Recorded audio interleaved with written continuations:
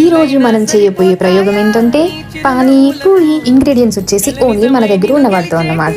First పూరీలు కొనుక్కొచ్చుకున్నాం, then ఆలూని ఉడకబెట్టుకొని మంచిగా స్మాష్ చేసి పానీలోకి కావాల్సిన paste, coriander, mint and salt ని కలిపేసుకొని కొంచెం లెమన్ యాడ్ చేసి ఒక 4 చిల్లీస్ యాడ్ చేసుకొని మిక్సీ చేసుకొని అది పానీలో పోసుకొని మిక్స్ చేసుకుంటాం అనమాట. నెక్స్ట్ ఇంకో సైడ్ పూరీలన్నిటిని ఆయిల్లో ఫ్రై చేసుకుంటున్నాం.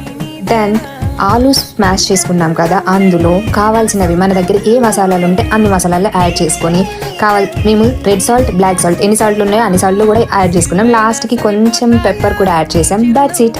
Finally hour panipuri is ready to eat. ఇప్పుడు మా ఫ్రెండ్ పూరి చెప్పండి. అండ్ పూరిలోకి స్టఫింగ్ మన aloo masala, then paste, coriander and